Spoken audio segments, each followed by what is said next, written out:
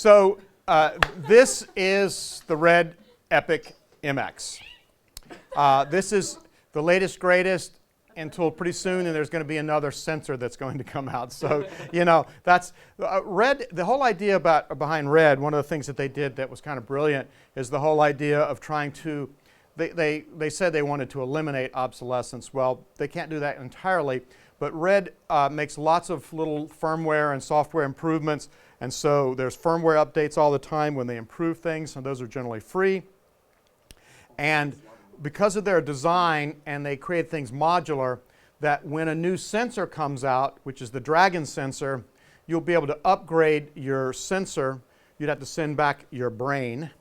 This part's called the brain.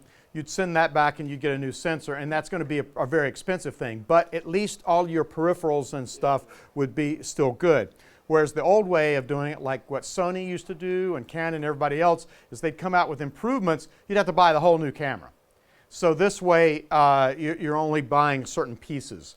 And lots of improvements are done through firmware updates. Those are free. You just download them. So the Red Epic is a modular design. And what that means is, now the Epic is different from the Red. The Red used to be all one piece, the Red 1. The Epic, they've gone to a modular design. So this center piece right in here, this part here, even not including this side piece, this is your media. It's called a Red Mag. They're very expensive because it has to be able to process a lot of information very quickly. It is an SSD card, which is a solid state drive. So it's a particular solid state drive for Red. So it's called a Red Mag. This particular one here has 256 gigabytes that it can hold, so that's quite a bit.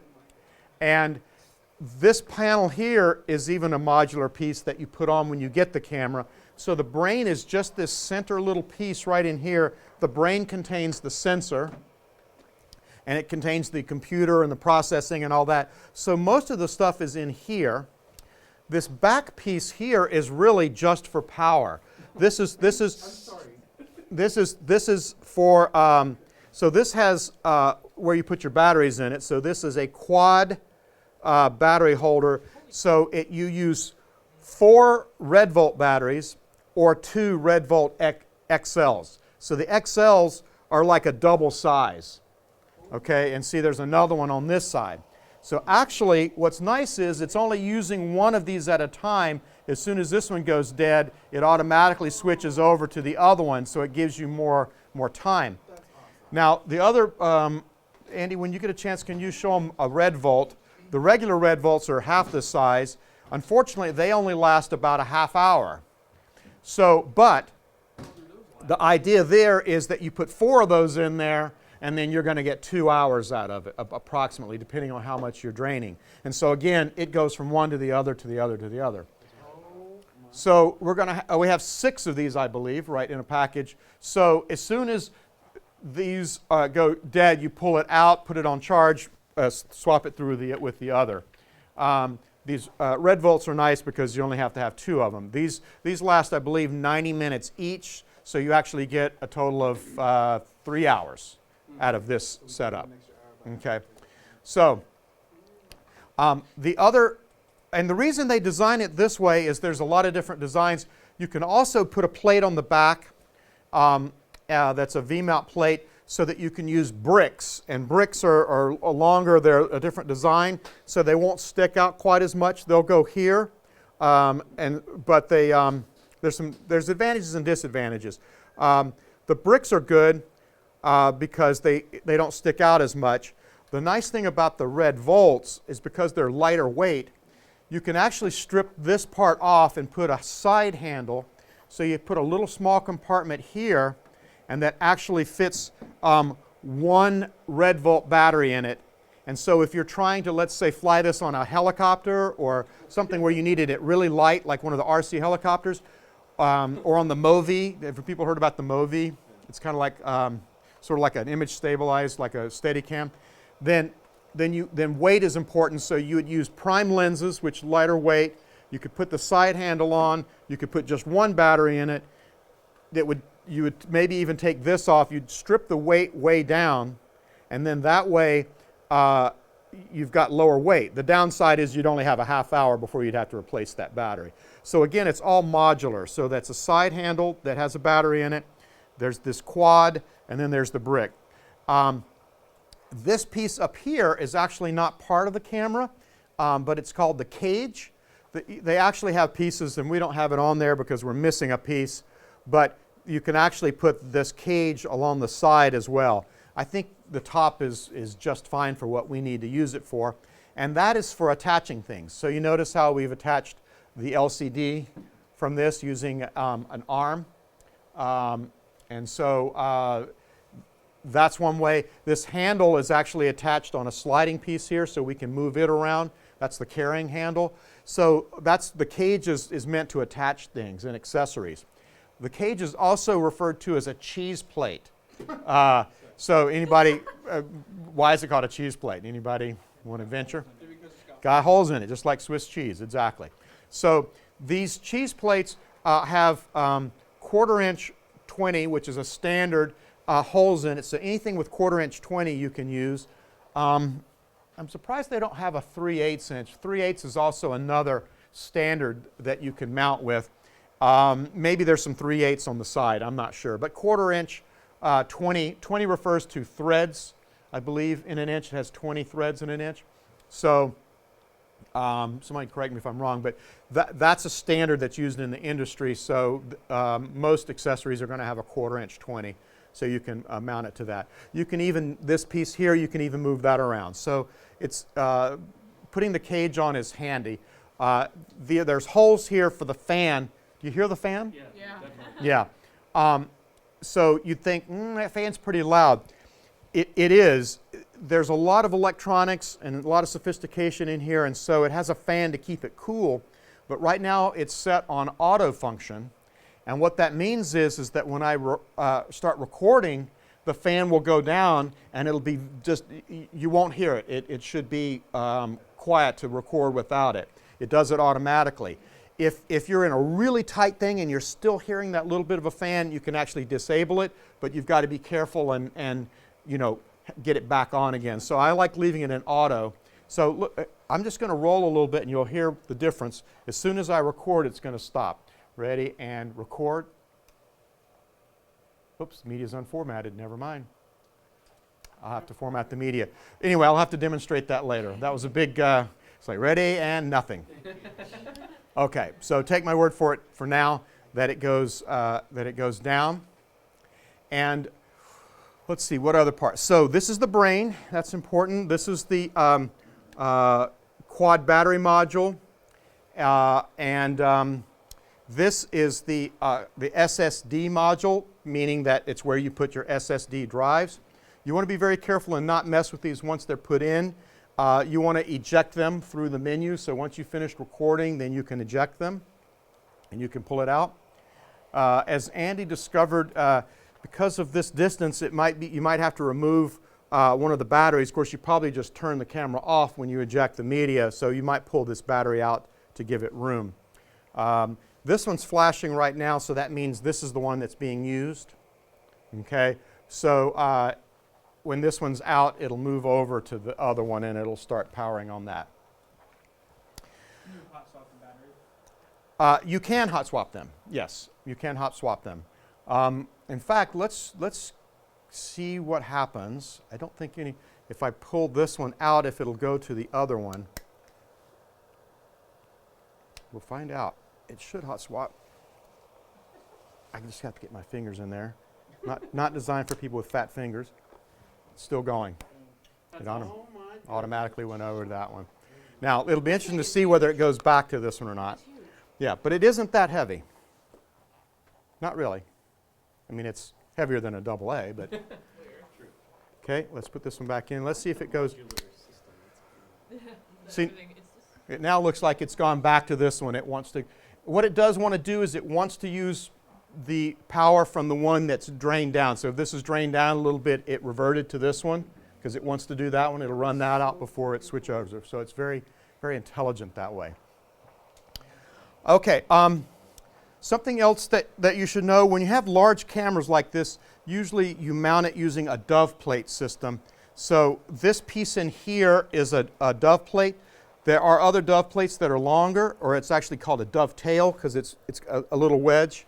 It looks a little bit like a dove's tail, theoretically. And so when you come up to look at it, it's I don't know if you can see, but it's not square, it's angled. And so that's so that this whole system can slide back and forth. So this red thing right here, it's on lock. And this is new, so it's really stiff, so it may not slide very well, but it's, in theory, see how it's sliding a little bit? So if for balance purposes, I can slide it on there. This is a real problem because, there it goes. We're going to put some silicone on there because it's stiffer than it should be. You don't want it like, zoom. You want to put a little effort into it. Now that I've adjusted it, I want to lock this back. That puts friction on it so it doesn't move. There is also a quick release plate right here. You press that in, pull it, and that allows you to lift the camera off. So you can either do it that way or you can slide the whole thing off. It depends on what you're doing. Generally speaking, you would slide it off the dovetail and leave the dovetail on the head. So that quick release, you just pull this out, pull that out, and then it pops out. But I'm not going to do that because there's a lot of weight and stuff on there. Okay, so these are referred to as iris rods, I-R-I-S, or just rods. People just shorten it for rods, but I don't know why it's named iris rods. That's just what they're called. I don't know. So what do you think the purpose of the rods are? There's two purposes at least for the rods. Vibration? No. No? Any other thoughts? That's true, although you could do that you could have this plate without the rods. The lens support, yes. Yeah, remember to call it a support.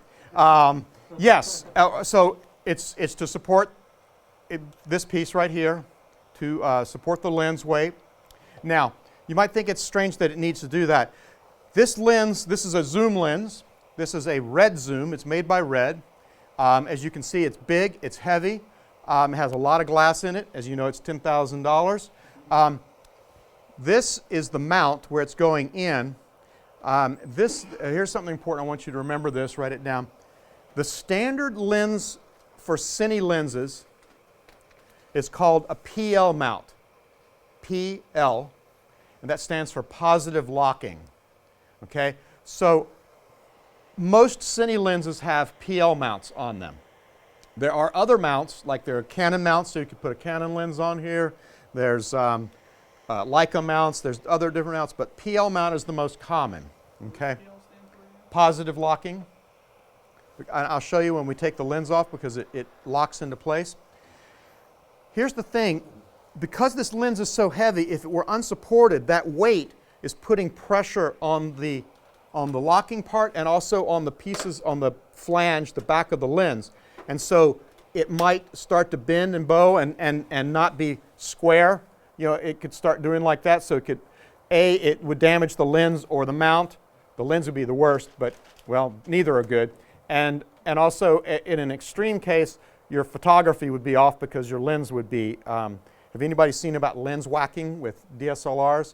That's where you actually are recording and you actually take the lens slightly off to get flares while it's recording.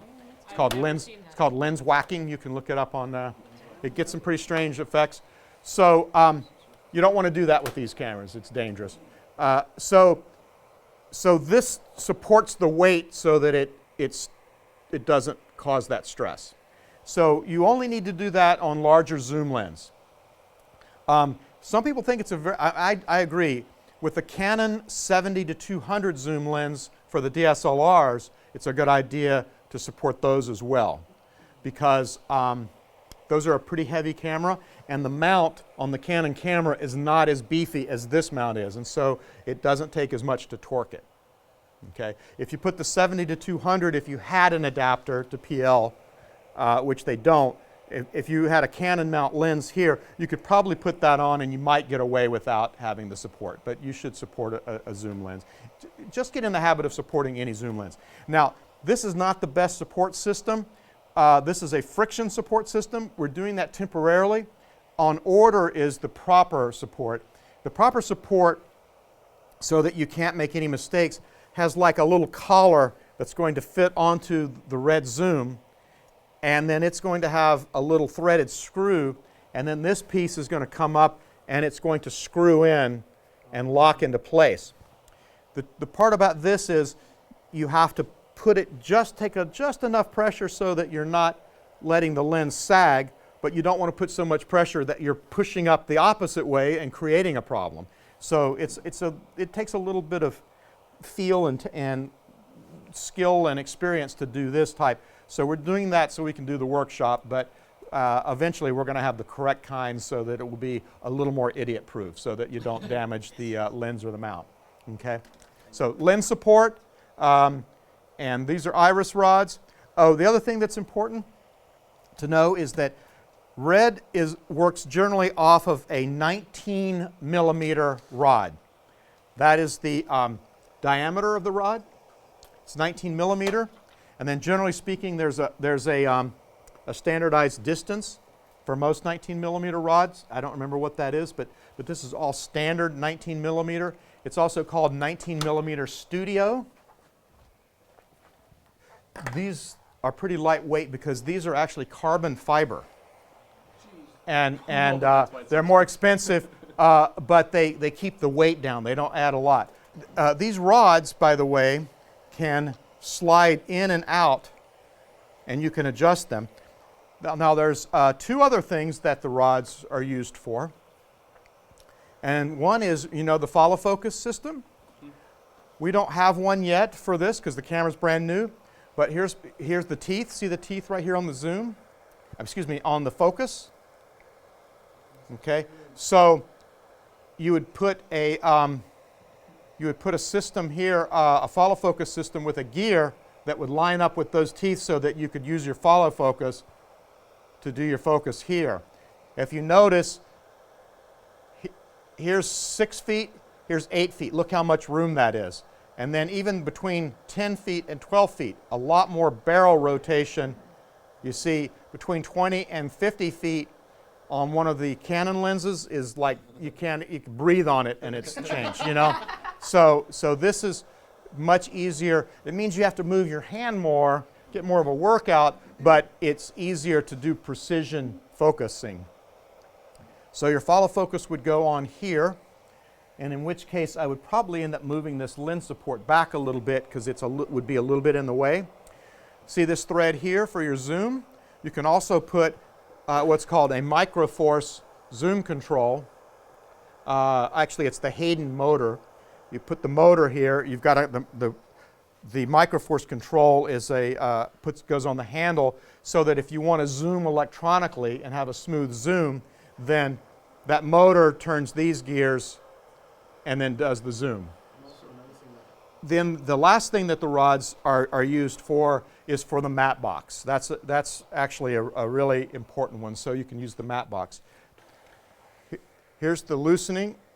So we just loosen that up, and then when you screw it in, it snugs it. So really, it only holds on by friction.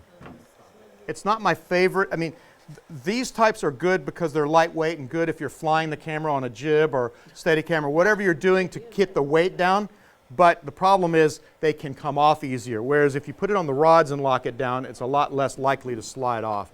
And if it slides off and hits the ground, you can lose your filters. Okay, so that goes on like this. Then we'll lock that, make sure that's square. I thought it was to prevent light from... It's two things. Oh, okay. It's used to eliminate flare light, to try to eliminate flare light, but its primary purpose is for putting filters in. So you see these little slots here? Those go in right, do you see these little thumb screws here? Yeah. See, right in like that. Oops, there we go. Then we lock that in, thumb tight, not too tight, just thumb tight. Don't gorilla it. That's our religious mantra at this Okay. point, finger tight. Finger tight. Now this needs to be tightened finger tight as well. So you see these right here? You finger tight those. Oh, that's cool. Okay, and then that gives it a little friction. So now I can still move it, but you see right over here, see I'm getting it in the shot. So I don't want it right there. I want it right, whoops, this thing needs to be tightened up a little bit more. I want it right, I'll bring it in the shot and then go up just a little bit. And you see what that's doing is that's taking any flare light coming from these lights over here out of the lens. Now, if I'm at a 50 millimeter, if I go all the way wide, well, that's a problem. So I'm going to have to do this. What's also a problem if I go full wide, and I'll address this later, this matte box cannot handle 5K at 18 millimeters.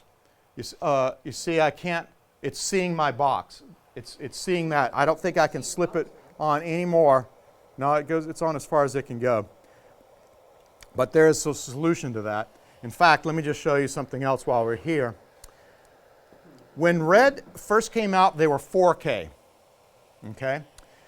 When they went to 5K, actually it's a 6K sensor, and you can actually shoot in 6K in stills, but you can't shoot in video in stills. So you can shoot in 5K. The problem is it made the sensor even larger, which sees more area. And a big problem was that it meant that a lot of lenses are incompatible. They weren't large enough to cover that area, including their own lens that they designed, this zoom lens. So generally speaking, I know that their prime lenses that they make the widest of those can cover the 5K, but this cannot. So you can't shoot in 5K, but you can shoot in 4K. I'll show you later what will happen. So even if I take this matte box off, does anybody notice anything? Yeah. Do you know what that's called? Vignette. So it's vignetting. Okay, it's vignetting. So that's not really good. So basically, shooting at now this is in 5K 2:1. 2:1 ratio. Remember we talked about aspect ratio? So as you can see, it's twice as wide. If we shoot it at 5K HD, we might get rid of this or get rid of more of it. I think the safest way to go is to shoot in 4K, okay, with this lens. Again, if you had prime lenses, you could shoot in 5K. Believe me, 4K is plenty big and it's just more data. So you probably will be happy shooting with 4K over 5K. So does anybody know the resolution 5K, 4K is compared to HD? Yeah, you showed us in class once. Let me show you something. 4K, when you start going 2K, 4K, it measures the amount of lines. It measures the amount of lines horizontally. So it's measuring these across, not this. So if it's 5K, it's 5K across this way, or if it's 4K, it's 4. So that determines partly the width of how wide you get on any given lens with that sensor. So let me show you another, I don't know if everybody can see this, but here's your different sensor size. So you see how the MX sensor that on the one on the outside shows you what it covers. So that's in a way the 6K area for stills. The 5K is is the maximum you can shoot for record area. So you see it's 5,120 pixels. Then 4K is 4,096. If you look at your DSLRs in still mode in RAW, you're around 4K. You're around 4,000. But you can't do that in video. And then 3K, as you can see, it all gets smaller. So what's happening is you almost want to, one of the pluses and the downsides of the Red system is that if you don't shoot in at least 4K, what happens is you're starting to get, even with a wide lens, you're getting narrower and narrower field of view. Because you saw this right here. In other words, that's your frame size. So at 2K, you're literally, half the size of 4K, which makes sense in terms of your width. So you're actually cropping in, so your wide lens won't be as wide. So really, it's not, there are times when you might shoot in 2K, but I would recommend in shooting in 4K.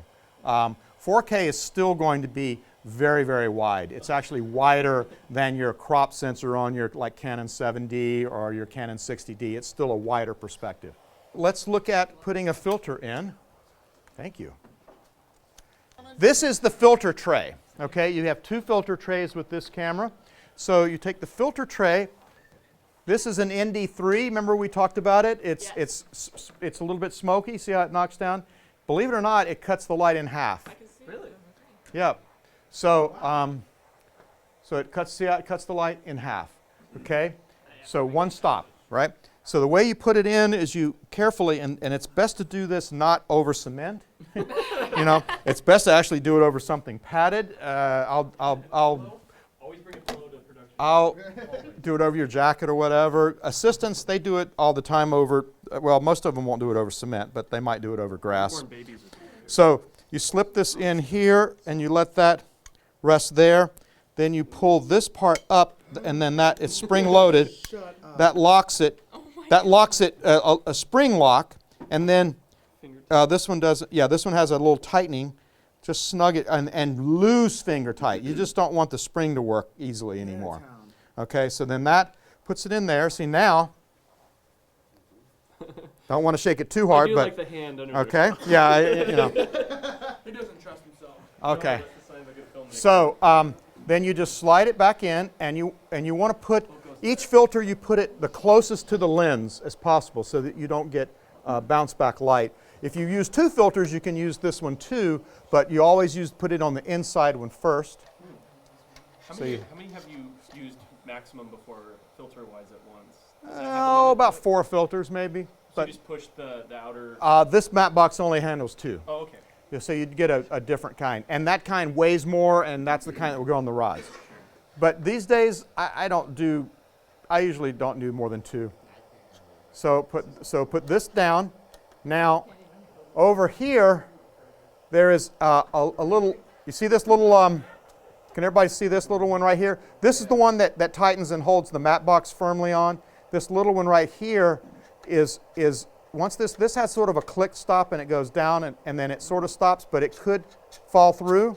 Now fortunately my rods would catch it, but what you want to do is you want to lock it, and this little thing puts friction on it that locks it in place. And so now when we come back, it's if you look over here, see how much darker it is? Yeah. Let me do this. Okay, I'll loosen this up. I'm going to lift it out and then watch. See the difference? Mm-hmm. So that is, again, how much light does it block? Half. And what is that in stops?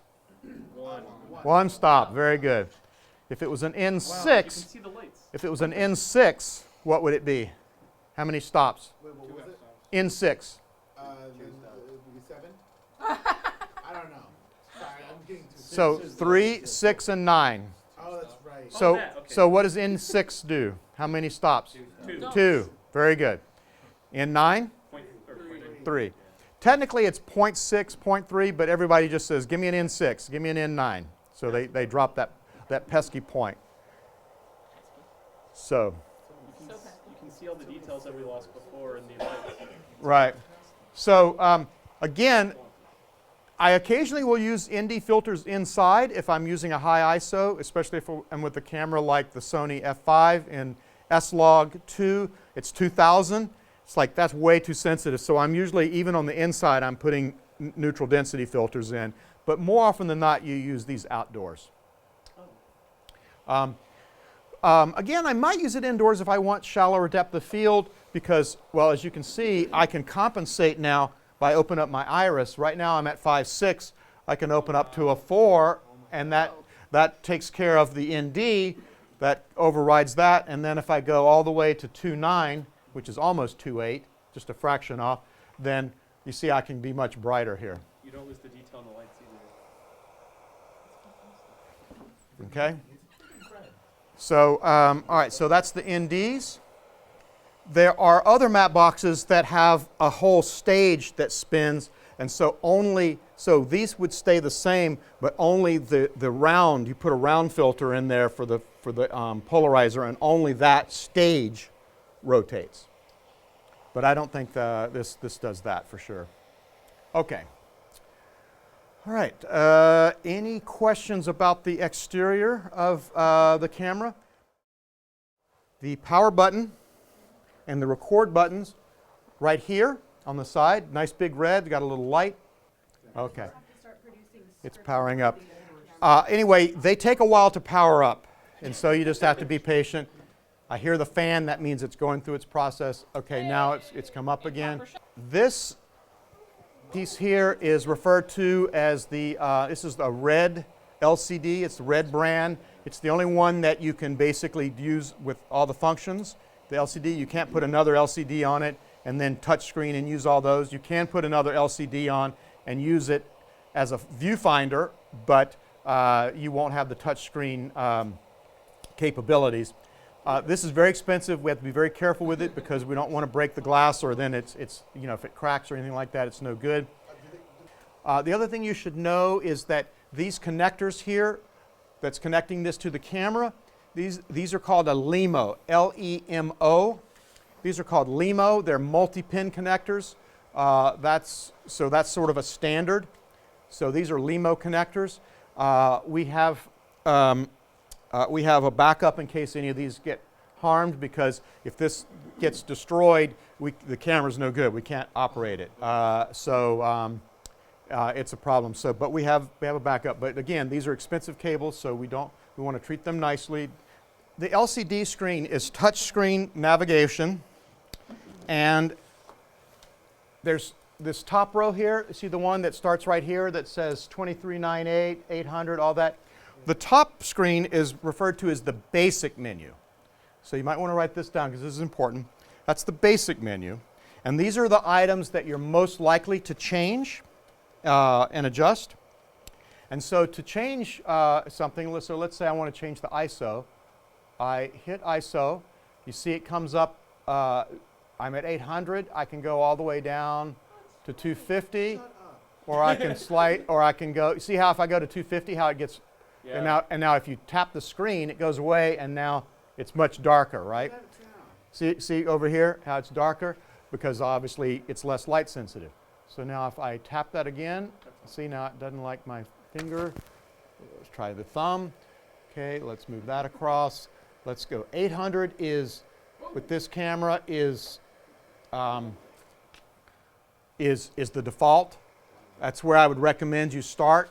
I would not recommend going under 800 with this camera, and I'll get into that reason later. It affects where your dynamic range is. So 800 or above. You can. Okay, so then to get out of that, you just tap anywhere on the screen, and that takes away that submenu. So this is my frame rate. This is my ISO. Those are things I might change a lot. Here's my color temperature at 5,000. Here's my 5K. Here's my, what do you think that is? Shutter speed. Shutter speed. Is my shutter speed correct? No. No. What should it be? 48. Well, I have a choice. Oh. But in this case, I'm going to go precise because that's exactly how it should be. Clicked it in. Now, as you see, I got more light, actually. It made it brighter. I probably would expose down if I was. What? I'm going to risk this.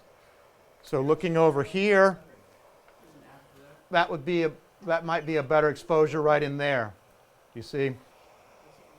So, okay, so that's there. This is my color temperature. It's at 5,000. That's probably pretty decent for this room. You can also do auto white balance, or custom white balance is what I should say. This up here, this RC 8:1, does anyone want to guess what that might be? Ratio control. Close. It's red code. RC stands for red code. 8:1, any other guesses on what 8:1 is? It is your, no, it's actually the compression ratio. Oh. It's how much you're compressing it. So this camera shoots RAW, which means that it's a huge amount of data.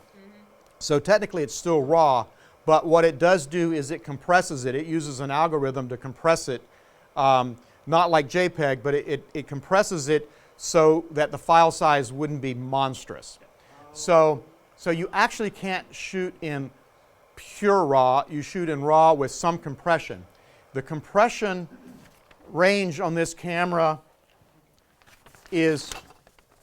goes from 3:1 to 18:1. 18:1 is higher compression. The default, this is important, I want you to know this, the default is 8:1, where it is now. That's fairly normal.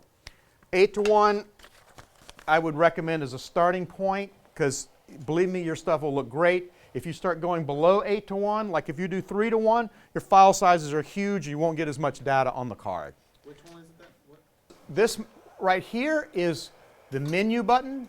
So when you want to get into the advanced menus, so again, these are considered basic up top. This will take you to the advanced. When I hit that, okay, now you see those other things that it sent you to? Okay, this is a secondary menu. Now, if you hit most things, if you're trying to find something and you don't know where it is, there's a very good chance that it's under the settings. The other one is media. That's when we're going to use for doing the card, for formatting the card. But if I go to settings, now now you have lots of other choices. And then you see, even from there, you can drill down even more. Now you get tools and Zebra under that. And so even that can go even further. So these are, you're drilling down, you're going further and further down. So let's go ahead and get out of there. So let's go ahead and format our media while we're here. So we'll hit media. Come on, there we go. Now it says, you see how it says eject?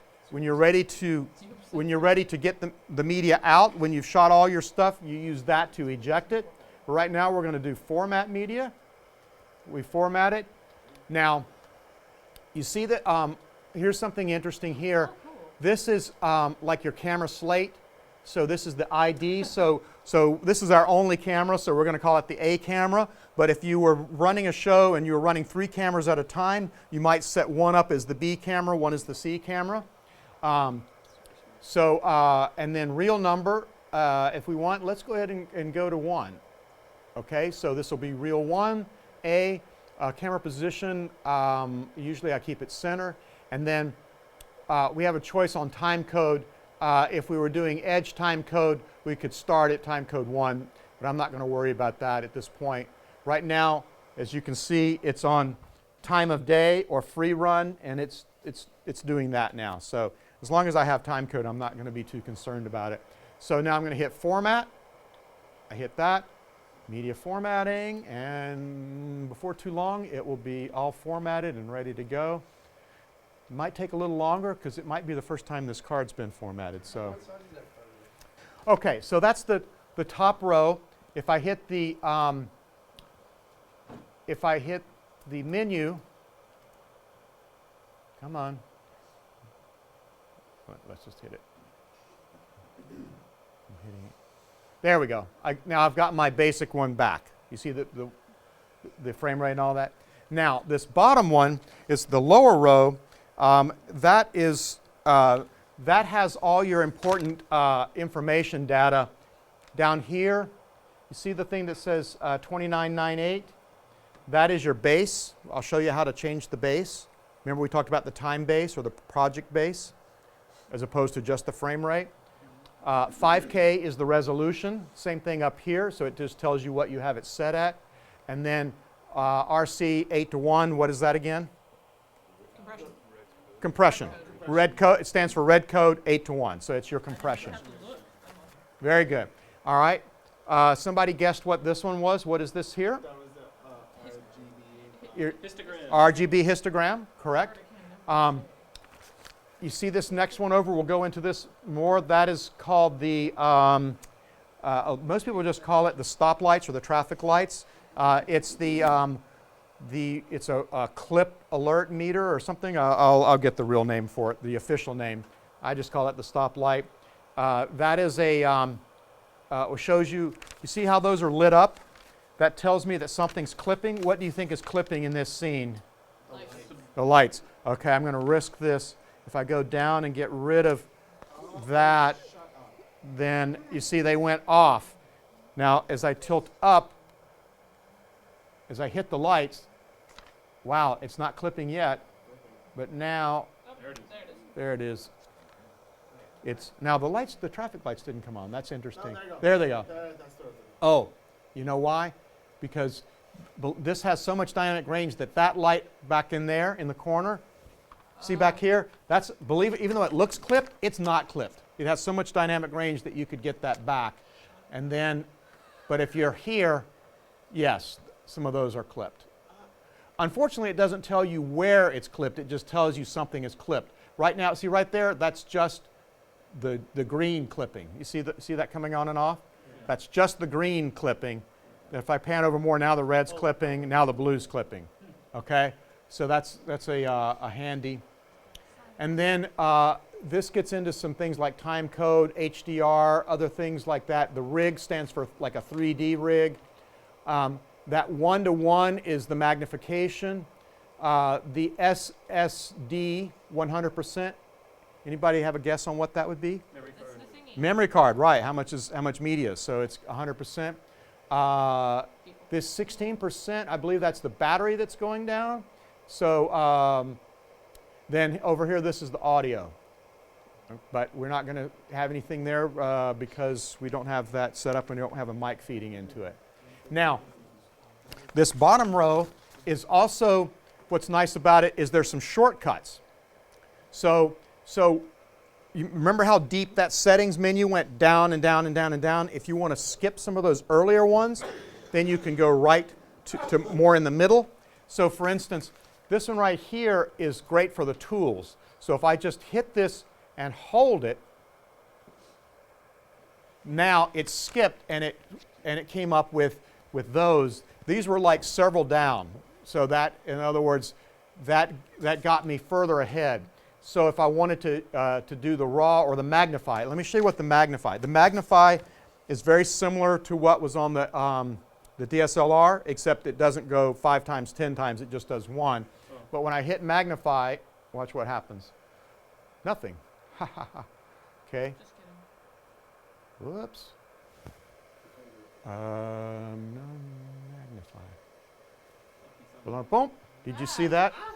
Did you see what it did there? It's digital still? It's digital, but now I can focus on It looks different Rick. on there. Look at the monitor. Yeah. Don't look at this. You're looking at it through double video. That's crap. So look at it here.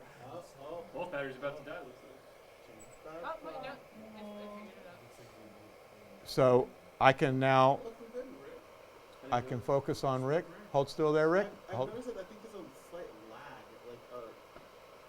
There we go. Whoops, right there. Okay. Look at this monitor here. That's the one that works. And then to get out of magnify, I can just hit the screen. Whoops, nope.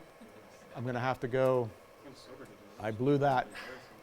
Let's go back to, let's take magnify off. Come on. Are mine green? Okay, now we're back to wide. Okay. So to get rid of that, I just tap the screen and that goes away. Let's see, I think, do these shortcut? This one, that one shortcuts to to sort of give you an overview of all your sort of decisions and what's there. That's a nice thing to just check quickly. Which one brought that up? This one right here in the corner. This is the most useful one here. This one here can go into more information about your media. I can format, in fact, here's a short way to format the media. That's a shortcut. Instead of having to go through the menus. Would you hit that? I hit this one. Yeah, I hit that one. So it's intuitive. If you want to go in and do the media, hit that one. If you want to check your battery, then this tells you, okay, see that? This is the rear battery's at 13%. You only have 12 minutes left, and we have an hour 45 left on the rear one. It's at 88%. And of course, those time estimates are based on the way it's using it now. If we started recording stuff, it would go faster. So this camera has a lot of power, so it eats through batteries pretty quick. So those are the basic navigation functions. And you said